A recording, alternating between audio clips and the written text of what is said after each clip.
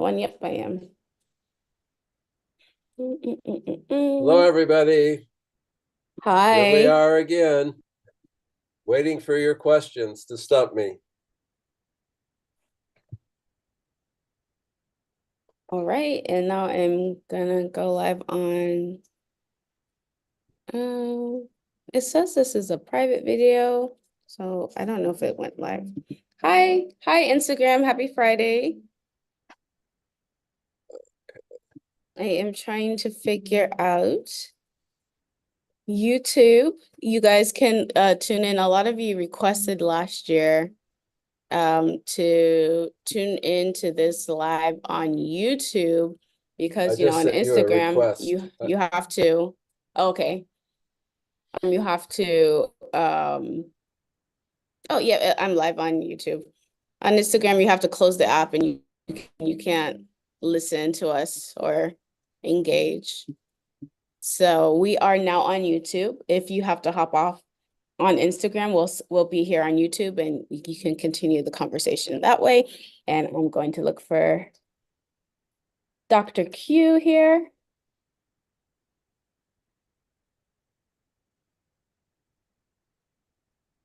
And Okay, hopefully looks that like got you him found in. me. Hello, Okay, there everybody. he is. Fantastic. Okay. Dr. Q, will you shout out some places where people are tuning in while I grab my other phone? I need to grab some of Okay, these sure. questions. Thank Yeah, you. on Instagram, write down where you're coming from. We're always interested in where people are tuning in from. Cassandra had to leave to go get her other phone. There she is with her new phone. I am back. And by the My, way, thanks for here we everybody go. tuning in. It's really nice to see everybody tuning in to listen to this. And we're looking for your comments. Some of the comments, Grenada, all right. Detroit, Pomona, California. Middletown, New New York, York. great. I love the diversity. Oh, Paris. Oh, Oh, wow. who's in Paris?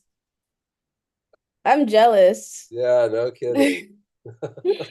All right, it looks like we already got our very first question. Can you talk about the importance of water and being hydrated while having sickle cell? We don't get this question often, but I feel that we should, so I'm glad you asked it. Thank you.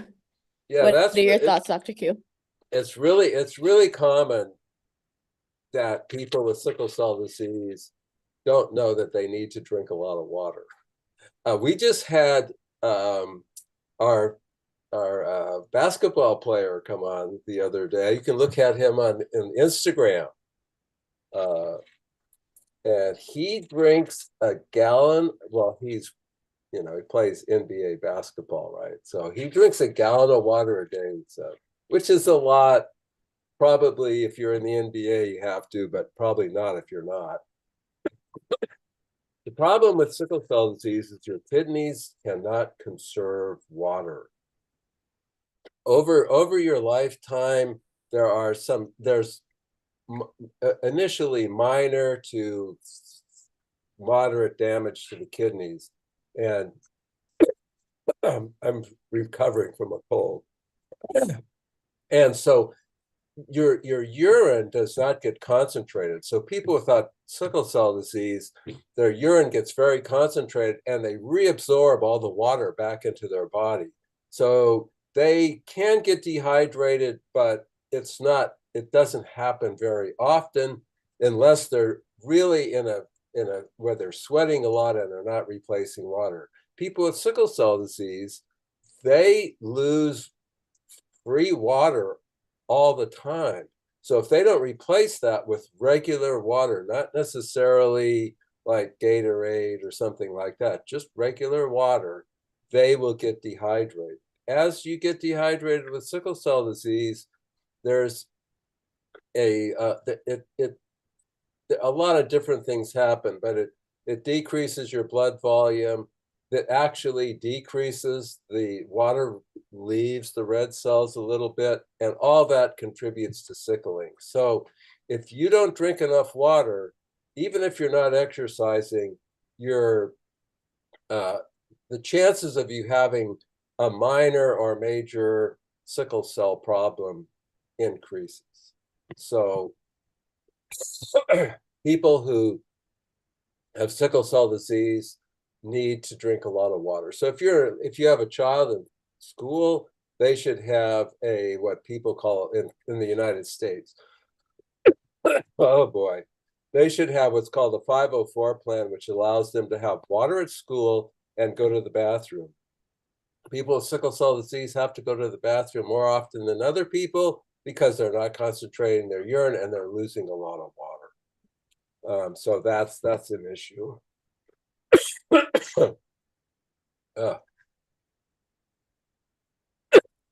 Oh, this is going to be a very You all coffee. right? Do you have your water, Dr. Q? No, I don't. And I should. I should run and If get you some need water. if you need to grab some water, feel free. Okay, I'm going to run and get some water, everybody, because even old people like me need to have water. I'll see you in 1 second. All right. Hopefully y'all will help me hold down the fort while Dr. Q goes and gets some water. That's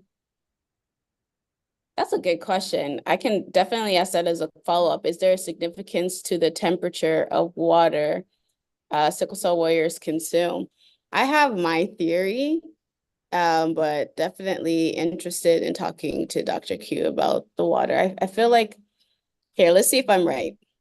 I feel like if you drink room temperature Everybody should have a water, bottle this big. and at least, I feel like if you drink room temperature water, it gets absorbed by your body faster. But let's ask him. Let's ask. All So, right, here Dr. I am. Q, And I have my the big fat bottle of water.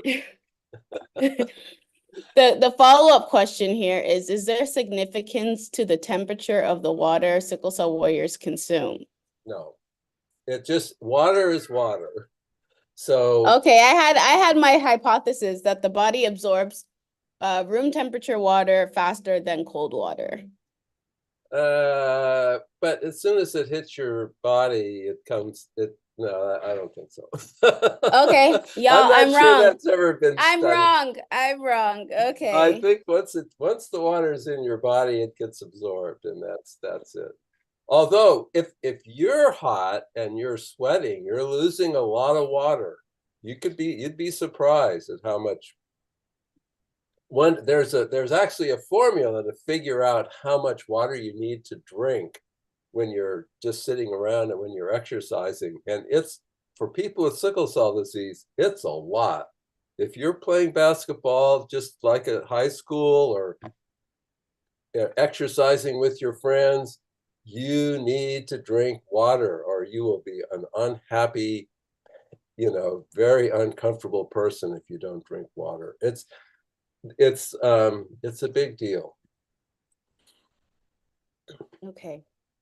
Y'all, I was wrong. I'm sorry about that. But good thing we have Dr. Q here to set the record straight. Well, if you think about it, once the water's in your body, it's just going to go into your system. So it doesn't matter what the temperature is.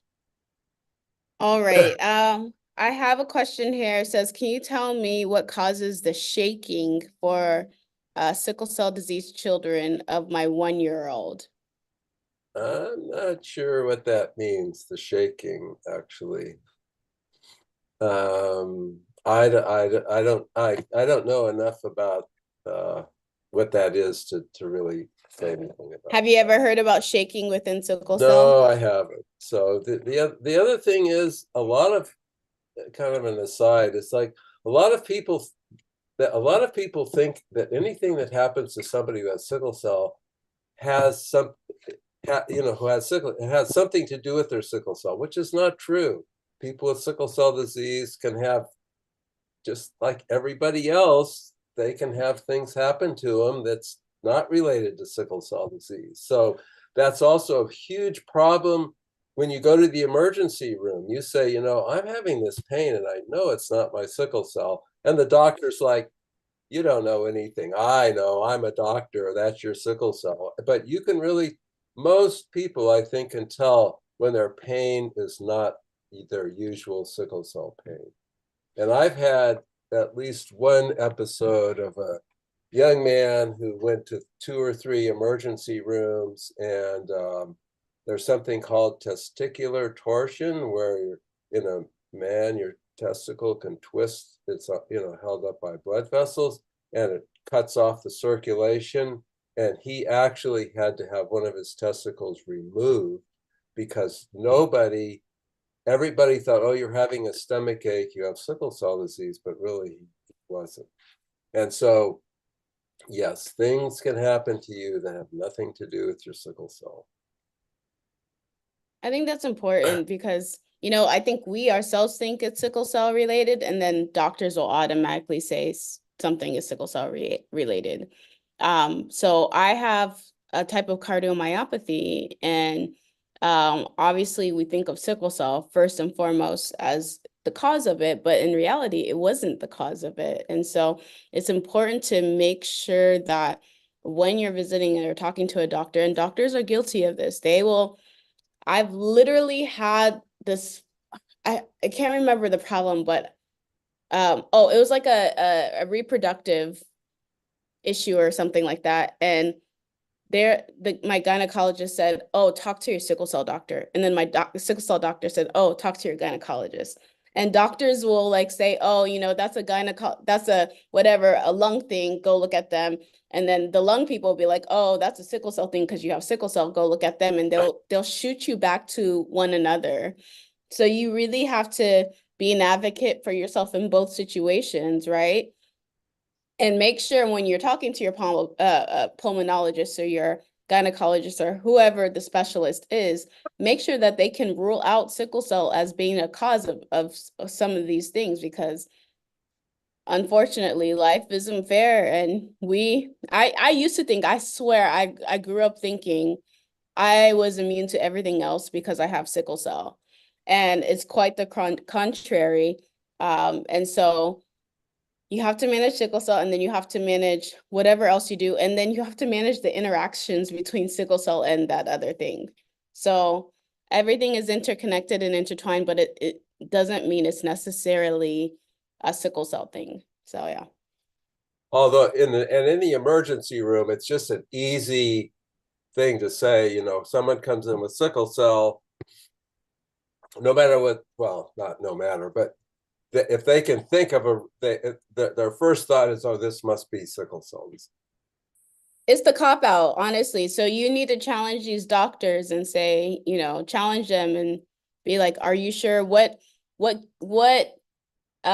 do you have to prove that this is sickle cell? You have to challenge these people so that we're looking at the situation in a holistic way, because sickle cell or whatever disease you come in with is always going to be tied back to that. So you need to make sure they're challenged. All right. So long story short, what advice would you give this mother who has a shaking baby? Well, I'm not sure what she means by shaking, but to me, that's something she needs to take to her general pediatrician or to her sickle cell doctor, because that, shaking could be many different things depending on where, when it happens, what it really means by shaking. She asked if anybody else says children have shaking episodes. That's not a something you can tell. Okay. So it looks like she said, he had an EEG. So I personally, I don't know anything about this, but I would pursue that with your sickle cell doctor and with a neurologist. An EEG, for those people who don't know, is looking at the electrical part of your brain to see if you have seizures, to see if the shaking or whatever movement has something to do with like the seizures or what some people might call epilepsy. But to me,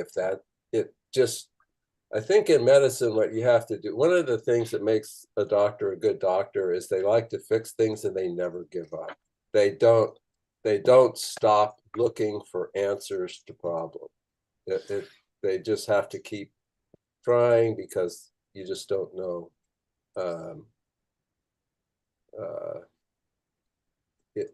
That's your job. You're supposed to find out what's wrong with people, right? So you got to keep asking and figuring it out.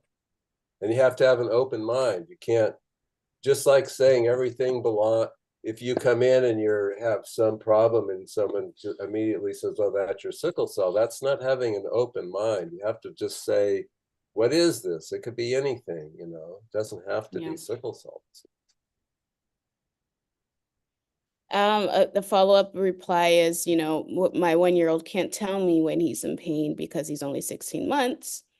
So he just cries. Any tips on, when children with sickle cell are crying and how to detect, whether the situation calls for calls for medical care?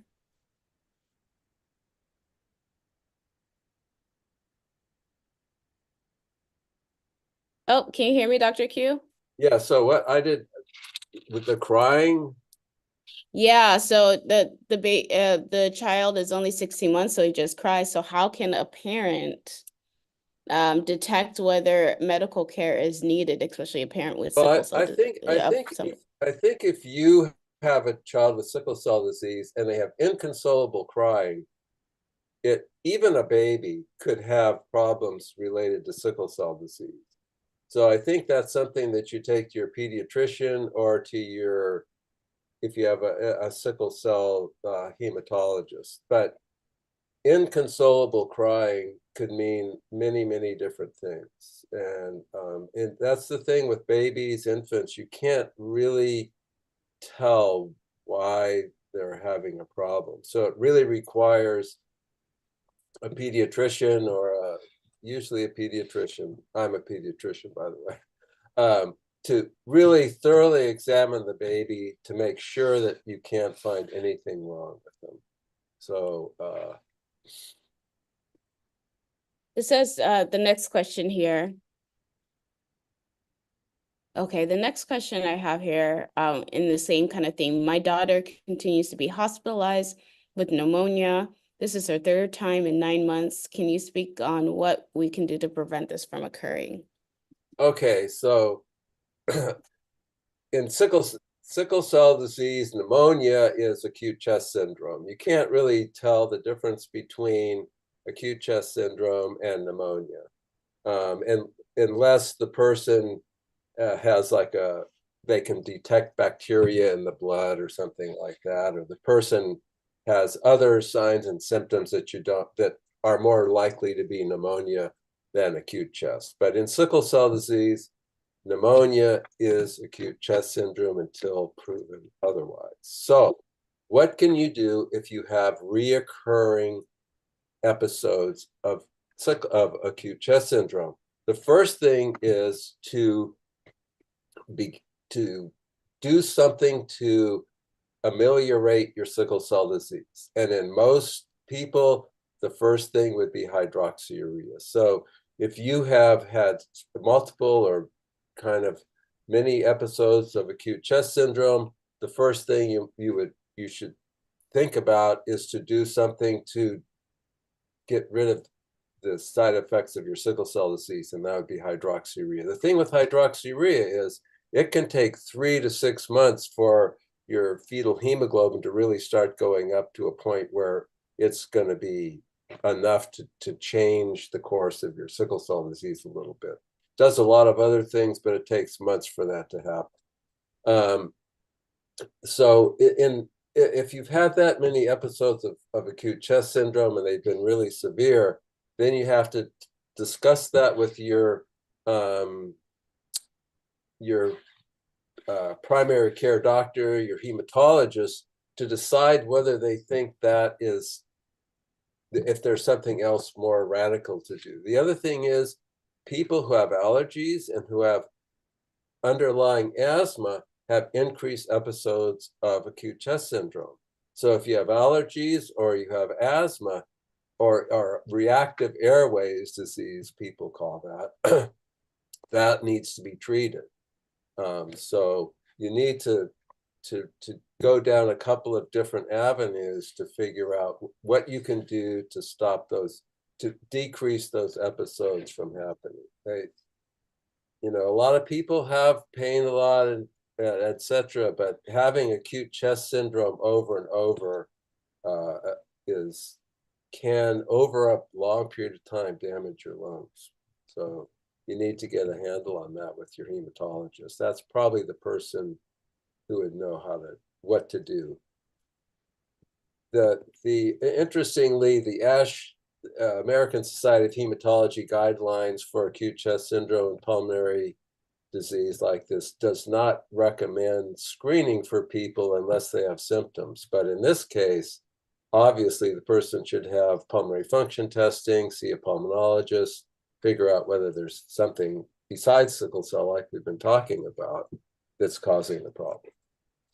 What are the symptoms of acute chest? So acute chest syndrome is you have to have, a fever, you have like chest pain usually or sometimes, and you have to have an X-ray with a new, what people call an infiltrate, but a new area that shows that you have, it's kind of white out or whitish part of your on the X-ray. So you have to have fever, usually chest pain or problems breathing, and an X-ray that's with a new infiltrate, a new area of pneumonia.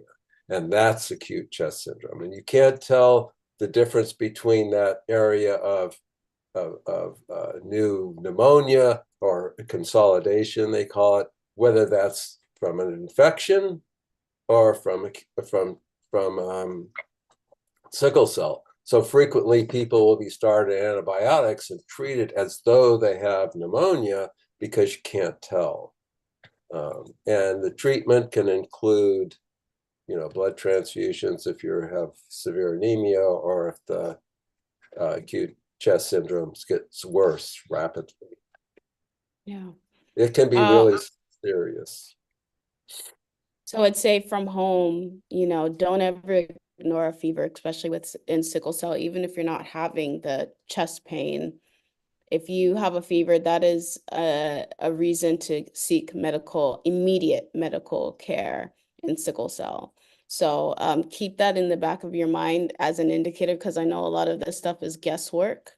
A lot of this stuff is, oh, should I go in? Should I not go in? And you really don't know. But a fever is 100% always an indicator to go in. And then from there, they can, find out whether it's acute or, something else, and treat from there. And then, of course, chest pain and trouble breathing is another indicator for seeking medical care. And fevers, many fevers are caused by viruses, etc. But, and people and children up to the age of about 5 or 10 are on penicillin, but that does not prevent infections. It makes it so the infections cannot overwhelm you rapidly, like in hours. So it gives you enough time with a fever to get to the emergency room, get IV antibiotics, get an X-ray, get a blood culture to be sure that this does not lead to a really serious life-threatening event. So before they gave penicillin, this is sad, but people with sickle cell disease, particularly children, would die from an infection within like 24 to 36 hours. So that was one of the reasons why the penicillin study was done. Actually, it was done in Jamaica and the United States at about the same time. And both of them showed they decreased morbidity and mortality in people, young children with sickle cell disease. In some countries, like in the UK, here, there was a study that showed after 5, their that people didn't really need to be on penicillin. But throughout your entire lifetime, infection is a common cause of death in people with sickle cell disease. In the UK, they recommend penicillin all the way through your whole life. So adults are still taking penicillin. And I didn't penicillin know does that. not affect your ability to fight off infections and all that kind of stuff. So very important. Yes, and that is a good segue on, this question here, and Dr. Q touched on it a little bit. Is anybody else's child on penicillin? I took penicillin growing up, probably up until I was like, I want to say 12, 13. Same with my sister, who also has sickle cell SS as well. So I would say it's a standard practice for children to be on penicillin when they have sickle cell disease, and this protects them against some of those life-threatening, are they viruses, Dr. Q? Bacteria. Bacteria. I always get the two mixed up. Like I shouldn't at my big age. But it provides protection. I'll Dr. Q's talks is really interesting, because he'll share about how they went to you know someplace in West Africa, I believe, and they didn't see adults with sickle cell disease because Right. they didn't live past the age of 5. And that's because they would die from this life-threatening bacteria. So Right. penicillin as a child with sickle cell disease is extremely important, and has, I guess, what is the word? Allowed people to live longer, because live past, that age, because it is so effective in protecting, people with kids with sickle cell disease from the life-threatening bacteria. So the big one is pneumococcus. So every child who has sickle Mhm. cell disease should be fully immunized. Uh, pneumococcal infections are what people with sickle cell died from. And what Cassandra's talking about, back in the turn of the century, or when they discovered sickle cell disease, they realized it occurred mostly in African Americans, Black people. And so then they went to Africa to see if they could figure out, learn more about sickle cell disease, because it must occur in Africa. But they couldn't find any adults who had sickle cell disease. They all had sickle cell trait. And so people got this idea that somehow sickle cell trait could turn into sickle cell disease, which was not true. It was that babies in Africa, and especially in those days, they would not survive because of malaria and because of infections. And so it was one of the big mistakes that white people made, trying to figure out what was going on with Black people who had sickle cell disease. Penicillin is given hemoglobin SS and hemoglobin S beta 0 thalassemia. Most people will give penicillin to all children with sickle cell disease, because they're all more likely to have morbidity and problems with infections than people who don't have sickle cell disease. If you have SC, S beta plus thalassemia, people will commonly stop penicillin at the age of 5, because we know that it is protective up to the age of 5. After the age of 5, there's never really been a study to look at people, say like 10, who are they still at risk. But personally, what I did was when people got to be, I didn't stop penicillin at 5 for SS or S beta 0 thal, and then we talked to the parents about whether they wanted to keep their children on penicillin and why I recommended it.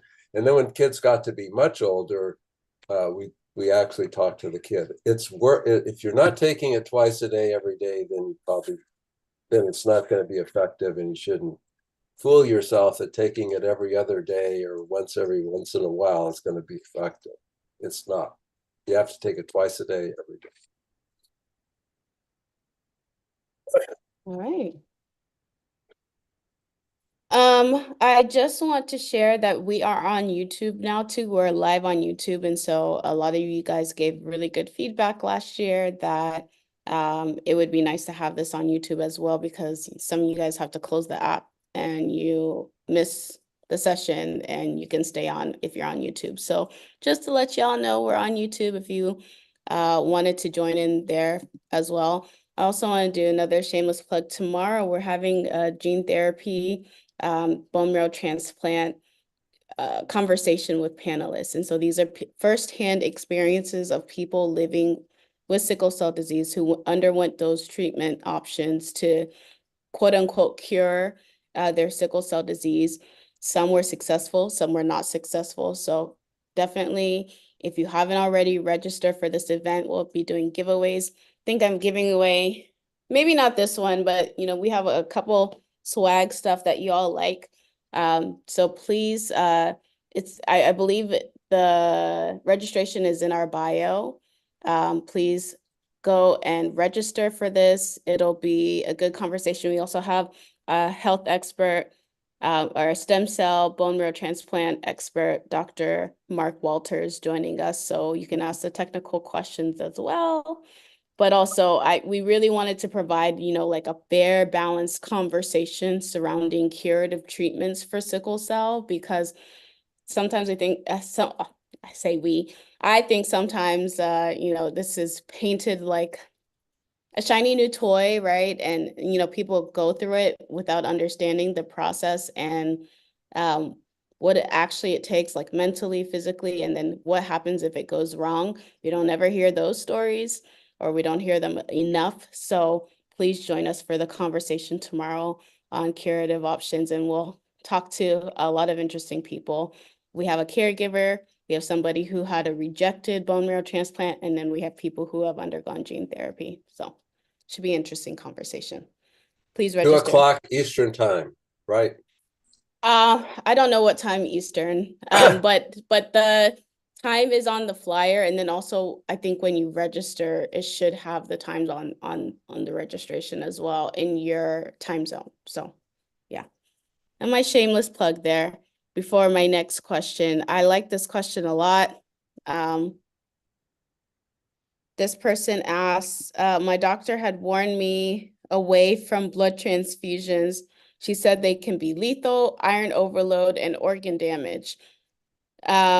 She says, I don't need the blood, don't accept it. Docs overuse transfusions to hurry along a crisis. What are your thoughts?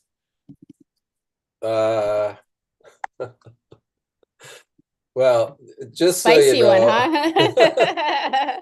so I did a fellowship in what's called transfusion medicine at UC San Francisco. So, and I Kind of his transfused thing. people for like 20 years, but this is Kind of his thing. this is my personal opinion. So whoever told you that blood transfusions can be dangerous was right.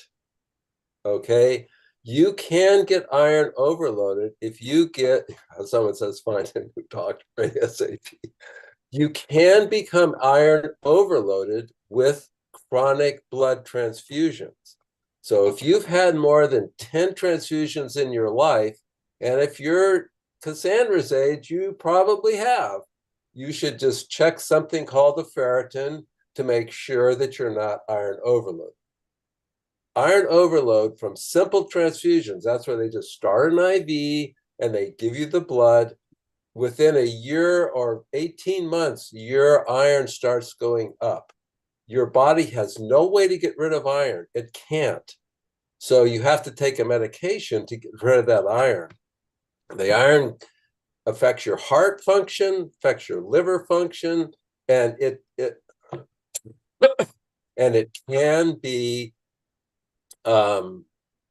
it can be lethal. You can die, but this takes years and years for this to happen. And if you're on transfusions, you just have a doctor who's taking care of you with those transfusions that is following your iron level. And there's an MRI that can, a type of MRI that can look at your liver and your heart and tell whether or not those organs are being iron overloaded, and that you are taking your iron chelator the way you're supposed to. It used to be you had to give that subcutaneously with a needle at night, but now it's a pill. So I know it's hard to take medicine every day, but if you're in chronic transfusions and you're getting simple transfusions, you absolutely need to do that. You can't, it's just like hypertension. You can't feel iron overload. You feel fine, except your organs are slowly getting damaged from that iron. So that's true.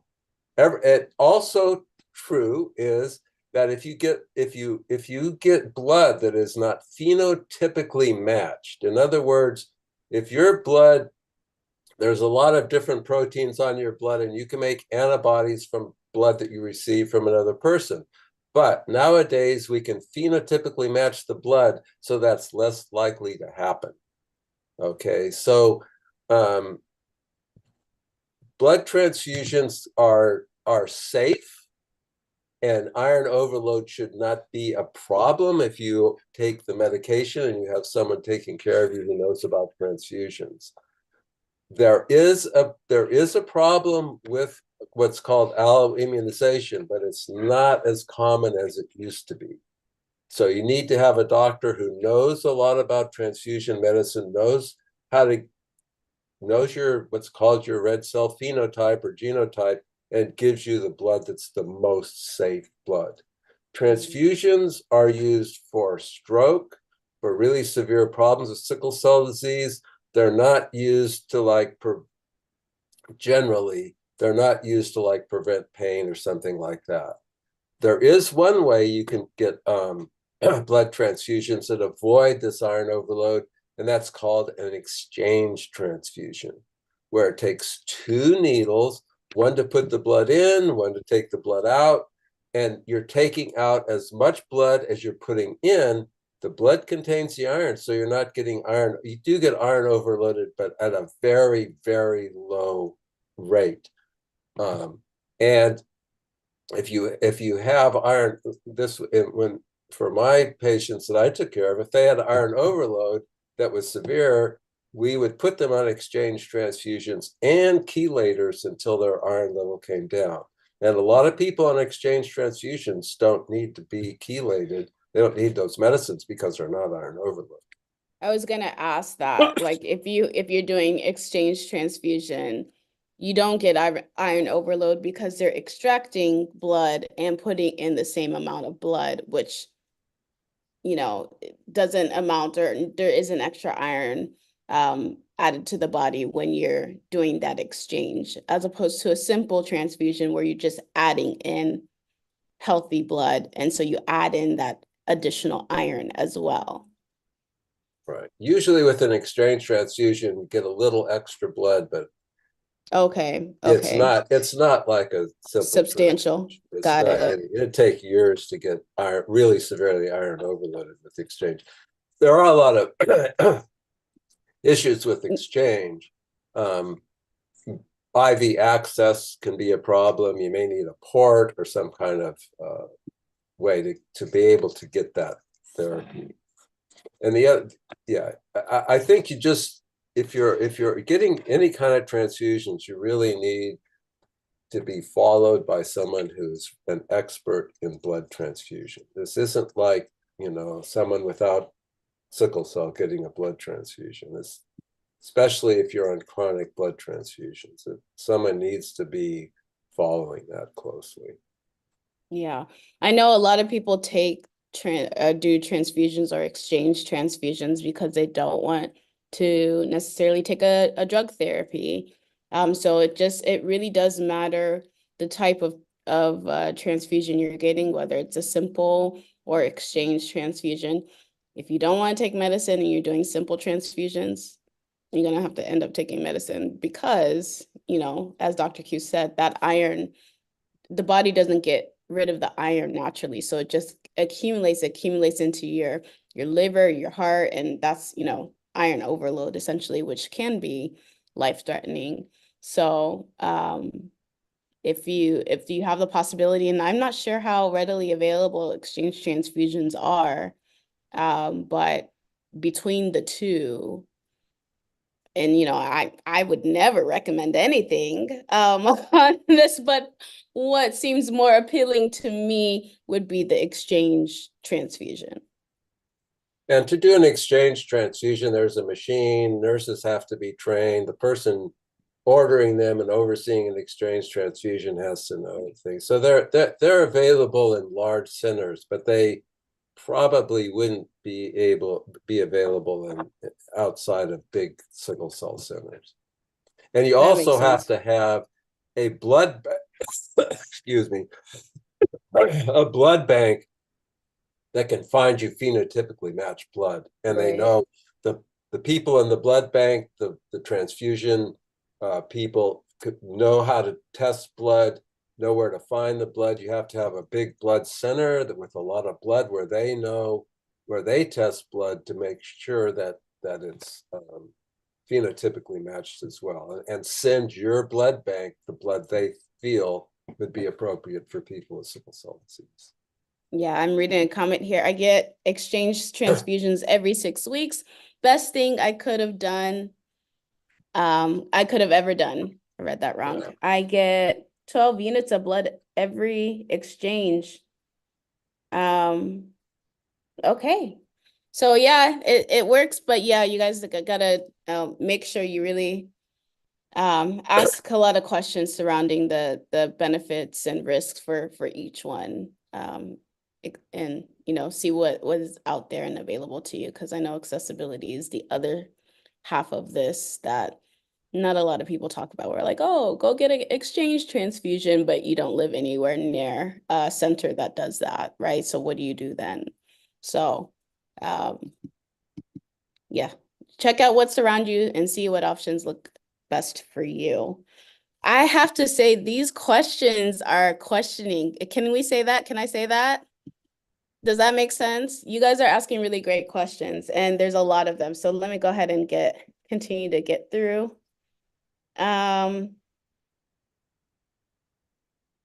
This is a question we don't get to answer very often. What are the major differences between different variants of sickle cell? Okay, so okay. That's a big It's like question. that? Okay, so Okay. we'll start at the top. So hemoglobin SS is the most common type of sickle cell disease, and hemoglobin SS is the most severe type of sickle cell disease. So when you read about studies about sickle cell disease, when you read about sickle cell disease in the kind of literature or whatever we're reading about, they're usually talking about hemoglobin SS. But there's also S beta 0 thalassemia. So that means the person who has that got the S gene and they got the other hemoglobin gene doesn't make any hemoglobin. So basically all they have is S. And so S beta 0 thal and SS are basically equivalent. They're equally severe.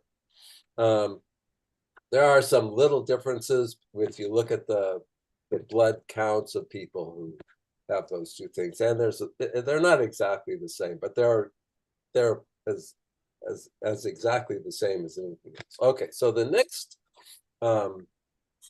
type of sickle cell disease that's common is hemoglobin SC disease. So that means you have hemoglobin S and you have hemoglobin C. You inherited each one of those from a parent. One parent has C trait, the other parent has S trait, you got SC. SC disease is trying to think of it. People say, oh, that's not as bad as SS. Well, that's true, generally speaking. But if you have SC disease, you can be just as sick as someone who has SS. There are people with C disease who have avascular necrosis. They've had severe acute chest syndrome. They've had all the different kinds of things that people with S and S beta 0 thal have. One of the things that they are more likely to have is what's called retinopathy of sickle cell disease or eye disease.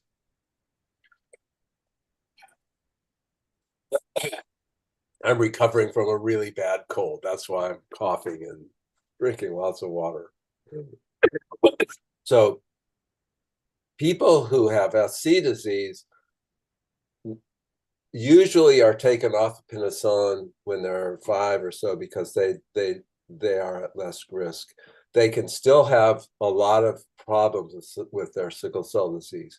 One of the things with people with SC disease is their hemoglobin is really high.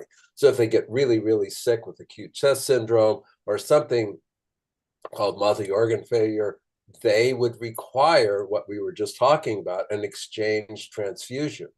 So that's an issue with people with SC disease. They can get really sick, and rather than a simple transfusion, they may need an exchange transfusion. Also, hydroxyurea and the other medications that we give to people with sickle cell disease are not, they haven't been tested in people with SC disease. So nobody knows whether or not these would be helpful, which ones would be helpful with people who have SC disease. So those are the 3 types of sickle cell disease that are most common. There are hundreds of different mutations of the hemoglobin molecules. So there are just so many different kinds of combinations of S with all these different mutations of sickle cell. Most of those would not cause a problem, but there are some like hemoglobin O Arab, hemoglobin D Los Angeles. Hi Nivea, I miss you too. so those types of sickle cell disease can be as bad as SS or S beta 0 thal, and they would be treated in a similar manner. But most of the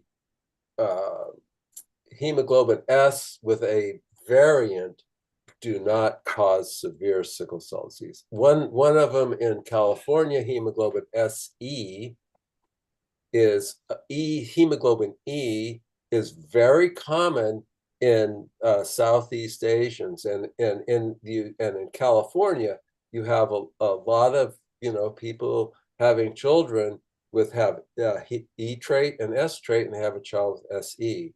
That is not as severe as SS or SC. It's way down there, or S beta plus thalassemia. I forgot S beta plus thalassemia. So S beta plus thalassemia means you make a little bit of that. So it would be SS, S beta plus, SC, or SS, S beta 0, SC, and then S beta plus thalassemia. Those would be the most common. And S beta plus thalassemia means that instead of making 0 hemoglobin on one of your genes, you're making some hemoglobin A. So S beta plus thalassemia just means you're making some A, but it could be a lot or not so much. So that has sort of a different disease course depending on how much A you're making. And those people, if they don't make very much A, can have severe sickle cell disease. And I've said this in the past, but I did have a young kid who, by the time they were a preteen, had bilateral AVN with S beta plus thal. Okay, so that's about as much as I can say right now on this. If you have questions on anything, you can always go to SC 101 to the site, and it says ask a question, and I will answer your question for you with, as best as I can. And I usually look at the literature to make sure I'm not totally off base. All right, I am going to take us back to blood transfusion because there's a follow-up question that I missed that is an important one around antibodies. It's why does it take a while for a blood match for me to be found when I need a transfusion? I have antibodies. Can you speak to that a little bit? Sure. So red blood cells have lots of different kinds of proteins on the outside of their surface. They're all just a lot. And if you aren't, and some of them, it doesn't, if you think about it for a minute, if you don't have sickle cell disease, it's amazing that you can give blood to people and they don't have a reaction. Think about it. It's tissue. It's like it's part of somebody else's body going into your body, and your body doesn't do anything. It just says, "Oh, more blood, great." Yeah. But if you have sickle cell disease, if you're African American, the proteins on the outside of your red blood cell are different than the general donor. General donors are usually like me, they're white or they're Hispanic or Asian or whatever. There's becoming more African Americans who donate blood, but there needs to be even more, because if you're Black, your blood can be used for people with sickle cell disease, because it is, for instance, in Africa, red cell autoimmunization or antibodies is not the biggest problem like it is here, because everybody's Black. Everybody's Black donating blood over there. Yeah. So they don't have that issue. Yeah. What they have is they have infectious disease like malaria and stuff like that, but not alloimmunization. Anyway, so what we can do nowadays is we can do phenotyping that looks at those proteins on the outside of the red blood cell and figure out what they are and which ones you're likely to make an antibody to. And we can do genotyping, which uses your genes to figure out what are the kinds of that maybe they're hard to find on your red cell, but with genotype you can find the gene that makes that protein, and then that person can make that antibody. Phenotyping, genotyping. So what people do nowadays is they genotype or phenotype the recipient, the person with sickle cell, and they find blood that matches them as perfectly as possible. Now, all of those proteins that are sticking out from the inside of the red cell are really antigenic, but there are some that are very antigenic. Once you make an antibody, What does antigenic mean? You're making antibodies against that. Okay. It's very active. Anybody who gets that makes antibodies against it. So yeah, there's just one I'll pick out of the air here, and it's called KELL, KELL, and that's a very antigenic protein on the outside of your red cell. Not everybody has it, but if you don't have it, you're KELL negative, and you get a unit of blood that's KELL positive, you're likely to make antibodies against that. Then that means every donor who has KELL positive, you can't get that blood anymore, because if you do, you'll have a hemolytic transfusion reaction. It's like an additional layer. Like you already have to type for your blood type, right? Or you already have to match for your blood type. Now these antibodies are an additional layer to finding blood that matches your blood. So everybody gets ABO and RH, it's called RHD typed. But if you have sickle cell disease, there are more than one RH protein. So you get typed for all the different kinds of RH proteins, or most of them, and you get typed for all the different weird proteins that are on the outside of your cell, and the donors have to match you. So it decreases the chances of you making antibodies against blood. But it's not 100%. Nothing in medicine is 100%. You can get phenotypically matched blood, and you have you're missing some really common protein that everybody has, what happens then? Everybody say has this protein X, but you don't. So what do you do for blood? If you've gotten that and you make anti-X antibodies, and if you get that X protein, then you have a transfusion reaction and it could be really bad. Okay.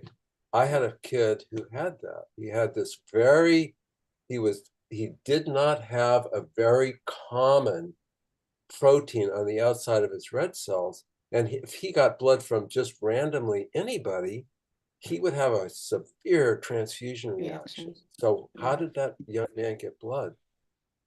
The rare blood donor blood bank, well, this is if you're in the United States again, if in New York, will find donors for really rare recipients, and he was one of them. Wow. So if he needed blood, we had to write to the New York Rare Blood Donor Blood Bank had his phenotype. They knew what kind of blood he needed. And I can remember one time they sent out and asked people to donate for him. And within 24 hours, he had 2 units of blood. Wow. From people who don't donate regularly. They only donate when somebody needs their blood in an emergency. So he had 2 units of blood from Florida and I think South Carolina, probably African Americans who donated their blood so that he could get that. They didn't have that on their blood. They didn't have this really common protein that everybody else had. They were like him. Yeah. So that's kind of the story with alloimmunization. So if you have sickle cell disease and you get blood transfusions, you need to make sure that you're getting phenotypically matched blood. Even if you get a lot of, nowadays you shouldn't have a lot of antibodies, but it's still possible. And people who are Cassandra's age, and you don't have to receive a lot of units before you make these antibodies. So you just have to be careful. And that's why when we're talking about an exchange transfusion like we were a few minutes ago,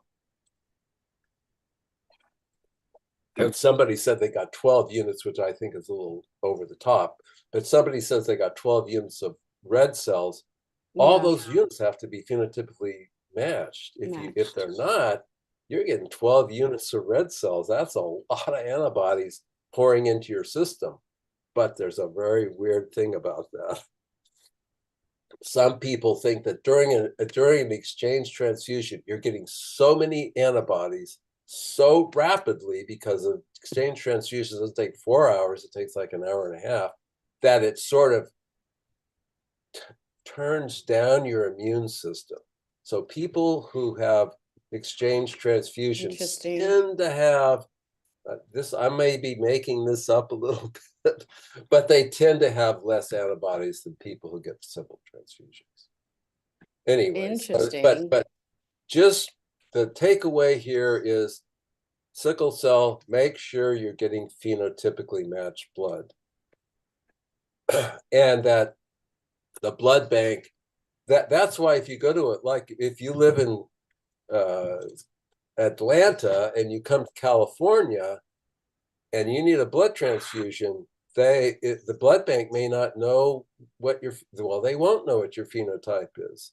So if you have antibodies or you're going somewhere, you should know what the phenotype of your blood is, just so in an emergency, and your doctor can tell you that. In an emergency, you can say, I have these, this is the phenotype I need. Because it would just take one transfusion and you wouldn't be able to get blood from a lot of people. And then it would be harder to get blood transfusions. So there are people with sickle cell disease who literally cannot get a blood transfusion. They have so many antibodies. Wow. So, that's a long explanation. It's a lot to take in, but yeah, if you all are looking, for blood transfusions as your main management for sickle cell disease. It's a lot to consider. And it's a lot to know about to make sure you keep people, make sure that they stay on their jobs, right, and they're doing things correctly, so that you don't, necessarily develop all of these antibodies. And you have to Um, remember, sickle cell disease, although for us, it's very, very common because a lot of my friends have sickle cell disease.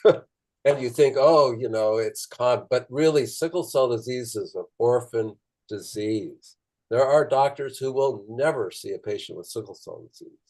And so many, if you go to someplace new, don't expect doctors to know everything about sickle cell disease. Unfortunately, it's on parents and on the people with sickle cell disease to know enough about their sickle cell disease that they can educate the doctor about sickle cell disease. that's a good point. And I guess the asterisk here is here in the US, right? It's a orphan disease here in the US, in the UK, and a lot of these Western countries. It is considered rare. And so I noticed there's a lot of people within the community say, why don't doctors know about this? Why don't doctors know about this? And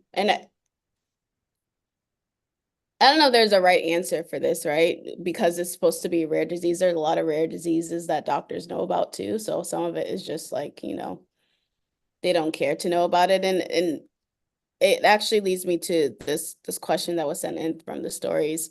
Any suggestions for dealing with apathetic, indifferent, and racist doctors? And I bring this question into the conversation because what do you do when doctors don't know or they don't care enough to treat, you the way you're supposed to be treated as a sickle cell patient?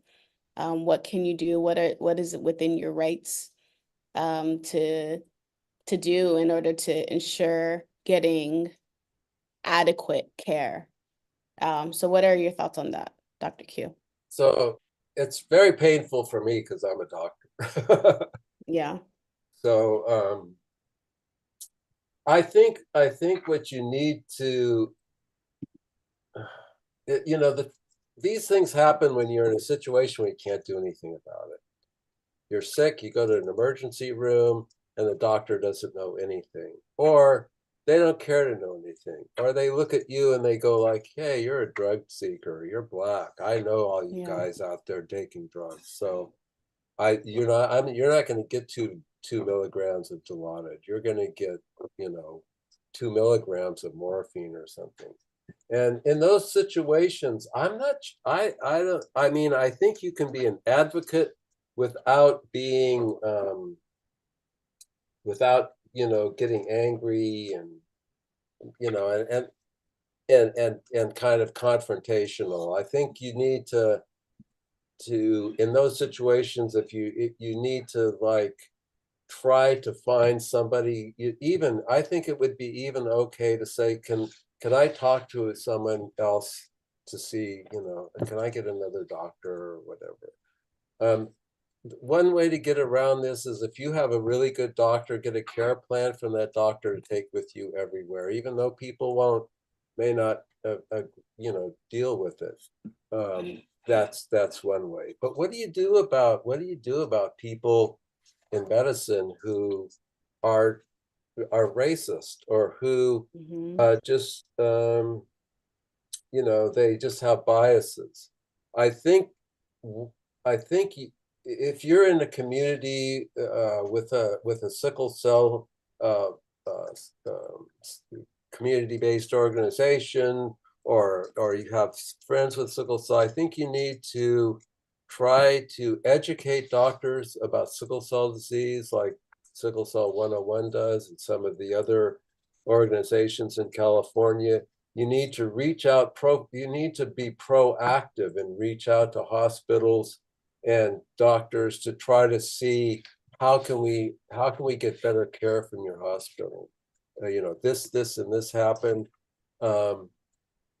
And is there a way that we can figure out how to do that?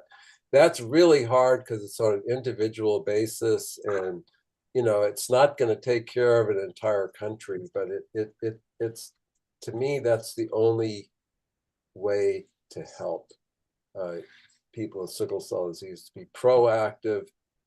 Try to, if you really know there's a problem in the hospital, try to work with those people to improve things. And if you have if somehow you have a doctor and you don't think they're, taking care of you or whatever, and they have the issues, then I think you need to go to a social worker, go to the state medical board, go to the administration in that hospital and say, I'm having a problem with this physician. He did this, this, and this, and people take it seriously. If you're a doctor, you're supposed to be taking care of everybody, irregardless of who they are or what their social status is. And there's no reason that you can't do that. You're trained, what you're a doctor, stuff, and you should help people. Yeah, go ahead. I'll just add to this. I was just having this conversation with my sister too. And, there's like the world we want to live in, and then there's the actual world. And I don't want this to sound bad, but like, you have to play nice, unfortunately. And it's not right. It's not right. I would just say it's not right for you to have to play nice when you're sick in the hospital. But people are people. Doctors are people. Nurses are people. They all make mistakes. So how many of you would like to serve somebody who, is like, yelling at you, cussing at you, this and that? You're supposed to be professional in this, right? And that's supposed to, and maybe some people are. Some people will just let that fly by because maybe they do truly understand. And those are the people that we hope to encounter, right? I always say, a pregnant woman can do anything. A pregnant woman in labor can do anything to a healthcare provider, and they will still treat her nicely. And that's where I need for us to be with sickle cell. But in reality, it's not. So if you're playing, you cannot play with your life.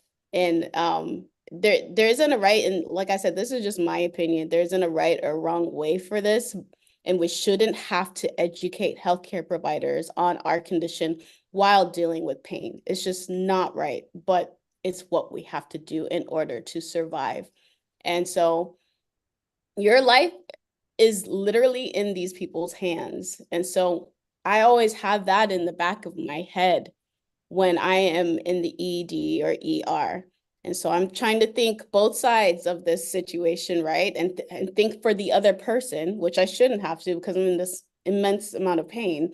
Think for this other person. How will they perceive if I say it like this or to say like that? And like I said, this is not the right thing, but this is how I kind of try and manage and navigate the ER. My sister was telling me that she didn't want to go to a certain place anymore because they treated her badly. And I was like, okay, well, in that place, you need to go when you're well. You need to show your face and say, hey, it's me, I'm here, bring cookies. And I swear, like, I feel cringy saying this, right? Because you shouldn't have to, it's like you're bribing people or something just for good care.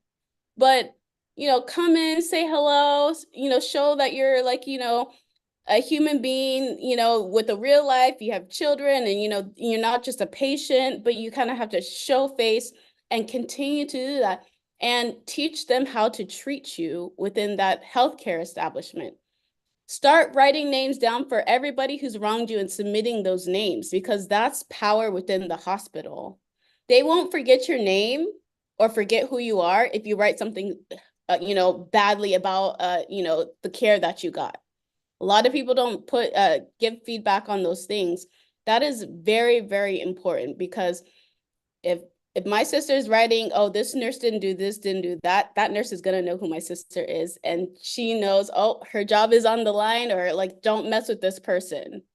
So I just feel like, and we need to have more of these conversations. I think we kind of talk about what we should do like in a world that we don't necessarily have or where we're not in right now. And we talk a lot about that as opposed to talking about the world that we live in, which it is racist. It is discriminatory. They don't care about you. They don't, and so how do you navigate that? They say, oh, bring a pain plan and everything like that. And that's great for a doctor who isn't racist. But if the doctors are racist, they don't care about your pain plan. They don't. And so what do? You jot down that doctor's name. You learn your rights. You realize, oh, hey, I can fire this doctor because they're not treating me well. And just be very real about the situation, because it's just, this is your life. This is your life in your hands. And we lose too many people to just mistreatment alone. And so this is something I'm very, very passionate about, because my sister, I'm not in the hospital too often as an adult now, but my sister is.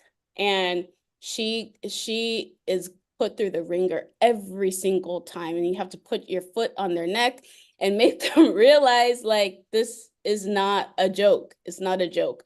And then, yeah, so that's my little rant here. I don't know if it is politically correct, right? But that's just what's on my heart right now, because I just see too many people getting lost to mistreatment and sickle cell. So start taking down names, start recording, start documenting everything. But in the meantime, like I said, my sister, you need to teach these people how to treat you, because this is where you're coming when your life is, when you're fragile, when you're vulnerable, and when they have to make decisions surrounding your care that can be life-threatening. So you need to teach these people how to treat you. Long story short, have a medical home. And then if you're going somewhere else outside of that, get to know doctors. Like, it's a full-time job. You have to, like, wine and dine these people to treat you well, but unfortunately, that's the way the world works. So that's my 2 cents in this. What do y'all think? Am I wrong? No, Don't cover me. unfortunately, you're not. There's somebody that Cassandra and I know, and I can say her name because she's she's out with it, but her name's Wanda Williams. Mm-hmm. And so Wanda's about my age, believe it or not. And she has a whole like a program, not a program, but she gives talks about how to go to the emergency room. And Wanda always dresses and looks like 100%, right? And she says that if she gets sick before she goes to the ED, she gets dressed up, puts on makeup, because she doesn't want them to think that she's like just somebody. She looks, and she does. She carries herself like, Right. hey, I'm somebody, you got to treat me right. And then she takes a notebook and she does exactly what Cassandra says. She sits there and looks at the badge. Okay, that's nurse, somebody, that's doctor, somebody. And they know she's doing that because she's sitting there doing it. And she has a pain plan that she brings with her, whatever. And she tries to bring somebody, her husband or somebody with her, to be her advocate. Because when you're in pain, it's really hard to like be arguing with somebody when you don't feel good. So it's nice to have a person there who knows you and knows what you need. But it's sad that you have to do that, but I think, Yeah. I think, Cassandra's right on one level, that if you want to get good care, you can't really antagonize people too much. But then on the other hand, it's like, why do you even have to do that? Why do you even have to think about that? Yeah. You should be able to go into any place and everybody treats you the way they treat everybody else. But that's not the way it is, unfortunately. And Yeah. I can't speak to it because I don't have the experience that all you people have. I hear about it, but it's different if it happens to you. And I can only imagine how awful it is. Although I've heard lots of stories from my patients and from people like Cassandra. So Yeah, I mean, imagine somebody said, the ER called the police on them. And this happened to my sister too, where they've called the police. The police, when you're coming in for help, you're calling the police. Like, what? It's Well, crazy. you know what they have now in the chart, like there's electronic medical records, right? So all the Yeah. records are basically in a little cookie cutter thing. They now have a place where you can flag people, and you do this subjectively. You just do it because you want to. Flag people who are problem patients. So when someone goes to the computer and wants to know what about Cassandra, bing, the first thing that comes up is this is a problem Trouble. patient. Yeah. Call security, call the social worker. So, and that is not, you don't need any kind of like subjective thing for it. That's just the way you feel about the patient. And so one person who can really make your life uncomfortable, although, you know, if I saw that, I'd walk in and make up my own mind, you know, because you know that whoever put that there just has biases or whatever. But that's a new thing that probably a couple of years old, where now all these electronic medical records, you can flag people that you don't like. And that I don't know how I feel about that, because once you're flagged, that's it, right? Right. And you know, if you have a crisis and obviously you have to go into the ED, I would just say avoid the ED, avoid going to the ER, and you know, if you have a center near you, go, you know, schedule an appointment immediately. Um, you know, I just feel like we could just share all these tips and tricks, right? But at the end of the day, it's kind of like, you know, I've heard someone say, and I'm not sure who, but like healthcare providers are like, you know, to Black women are like police to Black men. It doesn't matter how you present in a way. You can put every hair in place, you can do everything you need to do, have a pain plan and everything, and still not get the right care. So there isn't one way to do this. There isn't a right way, and we shouldn't have to do this. But it's just it's really heavy situation. And you know, if y'all have a ways on that have worked for you, you know, I think, you know, we can share that. But there just doesn't, to me, there isn't a guarantee out there on you getting good care or you getting the care that you need in order to, you know, get better with sickle cell, unfortunately. That's what a lot of these organizations are working towards. um we're working towards, I guess, more policy driven things where you, we don't care if you're racist or not. If you do something bad or wrong, you get fired. You know, you have to hit people in their pockets, right? You have to hit them where the money is, right? And that's what it is at the end of the day. It's more so gaining power through laws and policies, as opposed to you don't have to like me, but you have to respect me, long story short. And you have to get me good care. And if you don't, you're gonna get in trouble. And so that's where we want to be. We're not there yet. But that's why it's important for a lot of you guys to you know, participate in policy and lawmaking, and you know, advocating for that. So at least, you know, if you happen to get someone who doesn't care, they can get punished. So yeah. And it you know, we're talking about sickle cell disease, but it goes across the board for Black people in America just generally. And that's why maternal morbidity and mortality is so Mhm. high in this Yeah. country, why infant mortality is higher among Black people, because people, and I think it's, if you're like what Cassandra was saying, it's kind of like a double thing. You're Black and you're a woman. People don't respect women. You know, a lot of people don't respect women, and if you're Black and you're a woman, you get even less respect. So, and it doesn't matter who you are. I always think of this is that Serena Williams, during her uh, one of her pregnancies, had a pulmonary embolism, and they didn't even believe her. So Yeah.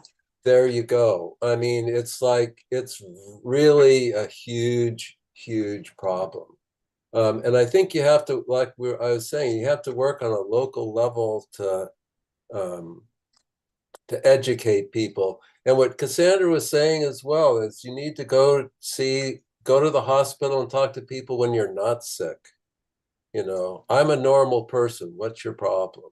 You know, sure, when I'm having pain, I may not be the most the easiest person to get along with, but when I'm not having pain, Yeah. Look hey, how fun I'm I just am. like you know. Yeah. If you had pain like me, you'd probably act like me. You know? It's It takes true. empathy and compassion to be a doctor, and people become doctors for all different kinds of reasons. And so empathy and compassion isn't 100% in the medical field. Yeah, these people don't know they'd be acting a lot more wild with that type of pain than we do. You Oh know, yeah. like they just have no idea. And yeah, it's a problem. There isn't, but I like having discussions around it so that, you know, people don't feel alone. People feel validated in their experiences. And unfortunately, it's not an isolated problem. It's like part of the sickle cell experience to get discriminated against. Like that's your rite of passage in a way, at least here in the US. And so it's you're not alone, but you know, we got to continue to fight, unfortunately, for how we should be treated. And you know, guidelines help, you know, the NHLBI guidelines and all of that. So just kind of continue to look at resources. Um, Somebody said that, you know, they sent a complaint and it didn't get answered. I would what's the word? Escalate it. Get somebody else's email address, send it to as many people as you want, you know, just don't maybe there's a box that doesn't get answered or whatever. Make sure you send it to multiple people. And make sure you get that stuff escalated. And yeah, just do everything you can to make sure that is out there and multiple people see that. And if you're in a community, see if there's not a sickle cell organization Yeah. where you are, because you have to you really have to be an advocate, and it's hard to do it by yourself. But if you're in a community-based organization or even start one yourself, um, then you have people behind you and you have support. It's lonely to do things when you go into a big institution and you're the by yourself fighting these people. It's not as it's easier, but not easy if you have some kind of organization behind you to help Yeah. you. And just for the support, it's hard to do things by yourself, but it's necessary if you want to get good care. Yeah, you have to have a tribe. You have to have a tribe. Make your doctor your best friend. This is what I told my little sister. That's why me and Dr. Q, we're best friends. Like we We are, yeah. make your doctor your best friend. You have Find to, people well, to don't go in yeah. alone. If you can help it. Yeah. Yeah. Just surround yourself. Surround yourself. Yeah, and the other thing is, you can change. Maybe it's hard to do, because you have sickle cell, you need a hematologist. But I know people have changed their doctors and been really happy. They found somebody, and you can ask around who's a good doctor, who's compassionate, Yeah. and try to find that person to help you out. You do need your doctor really does sort of need to be your friend if you have sickle cell. Yeah. You know, this is my cheat code to life. I have a pharmacist friend, I have a hematologist friend, I have a, surround myself with all the medical people so I have access. And it's part of probably, to be very honest right now, I know not everybody has this, but it's probably the reason why I do well health-wise, right?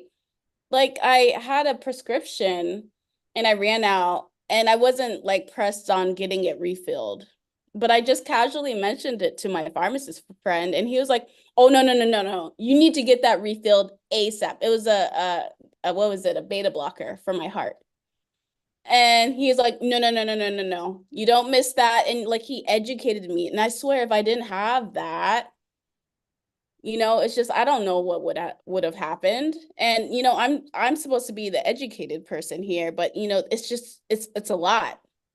How can I possibly know about every single medication, about every single this, everything that? It's really hard.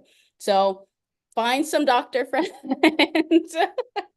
make them your best friends, or at least make them friends, right? And use whatever support is out there for you, and don't be shameless about it. Be shameless about having that, because this is it's wild. Like, this disease is wild. My mom, she's like a fierce advocate. Like, just get all the support you can, honestly, long story short.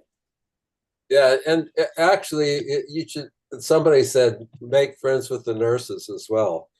The nurses, I have nurse friends too. Yeah, friends, the people that you need to be like a nurse friend, a social worker friend, and a doctor friend. Those that and a pharmacy friend. Then you'd be doing okay. But I think if you really have problems, my experience is social workers can be very, very helpful. If you're really having a hard time in the hospital, is talking to a social worker, especially especially if you can find somebody who's Black, who's a social worker in that hospital. Tell them you want to talk to that person. Okay, I'm gonna take one more question here. Sorry, thank you guys for Listening to our rants. listening to our rant. Thank you. Thank you. Sometimes these are like therapy sessions for us here. I'm gonna ask one more question, and then I gotta actually hop on a call, possibly like right now, but I'll ask the last question because this was sent in. What is the best thing for a 17-year-old when they have priapism crisis? What do you do? Priapism is a huge problem. If you have priapism, you really it's a medical emergency. You need to be in an emergency room, and there are ways to treat priapism, but it's not something you can treat at home. It's really hard for young men to even admit that it's happening. And you also need to, I used to, I probably, I used to treat it myself, but I think the you should have a urologist to in case things get really out of control, who knows how to take care of priapism, and a lot of urologists do. You need to find it. It's not a super common problem. So you might ask your primary, who's a neurologist who takes care of priapism, and what can we do about it? It goes from being kind of a very uncomfortable, it's very painful, a very uncomfortable, intermittent thing to be like really serious medical problem where you could become impotent from priapism. So it's not, I think I used to talk to when kids were about 13 or so, I used to talk to them about 12 or 13, talk to them about priapism, because it's so embarrassing. You don't want to tell your parents, you don't want to tell anybody. And you really need to open up about that. What will a urologist do to treat it? Well, there's that you have to increase the circulation in order to get those sickle cells out of the spongy part of the penis. And you can do that by injecting medication. It can increase the flow of blood out of the penis. If that doesn't work, you actually can have to use like an irrigation to irrigate the blood to get things out. And you might have to go to the operating room to have some of that done. It's not, and the other thing is emergency room doctors, most people, the only reason why I did it is because I was there and I learned how to do it, because I knew no one else was going to do it. So I had to learn it myself. But you really need to talk to if you're a male, you need to talk to your primary care provider and find out if they know of a urologist who actually treats priapism. And there are urologists, that's what they do. They treat problems with male fertility and stuff like that. But it's a huge problem. And it usually is reoccurring. It doesn't, it's not like you have one episode and again, it never happens again. It's reoccurring and you never know, even if it goes away, like in a warm shower or something like that once, the next time it happens, you don't know if that's going to work. So you really need to find a good urologist to help you with that. A big problem for men with sickle cell. All right. Well, look, I know there was a lot of questions we didn't get to today, but it's a really great discussion. So thank you all so much for being here, honestly and truly. Love your questions. I'll say it once more. We have a webinar. It's a closed event, so you have to register. Registration is in our story, but we're talking about curative therapies for sickle cell, the good and the bad. So these are people who have been successfully cured and then people who have, you know, like their bone marrow transplant have been rejected, and we want to make sure that we provide that fair balance of the experience. A lot of you all have questions surrounding people who have undergone the process. So we actually have a panelist of people who have undergone the process. One is a caregiver for their child, you know, the rest of them are adults. And then we have an expert who does stem cell and gene therapy. So come tomorrow, but you have to register. We're doing some giveaway. We're going to be giving away some sweatshirts, probably for, you know, Sickle Cell 101 swag, just for coming in as a thank you. And yeah, please, I hope to see you guys there, because you guys have really great questions. And so I'm sure y'all will have really great questions there too. It is free, so you don't have to worry about paying or anything. Just register and you're in. You'll get the link and everything and you're good to go. I'll hand it over to you, Dr. Q, for Okay. This is your my special. disclaimer. As you Yes, can see, please. I'm kind of old. I haven't been practicing for a few years. The other thing is Sickle Cell 101 is for education. So we're not trying to treat anything. We're not trying to promote any kind of therapies. We're just trying to give you information. And medicine is the kind of thing that everybody has a different opinions, and some people do things one way, some people do things a different way. Doesn't mean one way or the other way is wrong. It just means there's different ways to do things. So I'm just giving you my opinion about sickle cell disease and how I treated people with sickle cell disease when I was in practice. And I could be wrong. I may not, other people might disagree with me. Your physician, your primary care doctor may say, oh, that guy doesn't know what he's talking about. But so this is just my disclaimer. I'm not perfect. I could say something on this program that wasn't entirely. Me neither. I'm not perfect either. I probably say some things I shouldn't be saying, but I want y'all to feel my heart and feel my truth and really take it for that, and that just that. Right. So I'm not trying to treat you. I'm not trying to advocate for any kind of therapy. We're just here to give you information. That's the bottom line there. And thank you all for tuning in. This is really fun. I really enjoy you guys always bring really great questions. Yeah, you guys brought the good questions today. Thank you. I'm so thankful. Have a wonderful Friday. Have a wonderful, restful weekend, and we will be back in 2 weeks, right? Yes. Yeah. Bye-bye, and then everybody. join tomorrow's session. Yes, It's join closed, tomorrow. so to register on our stories. All right. Bye, guys. Bye-bye. Merci Bye-bye. beaucoup.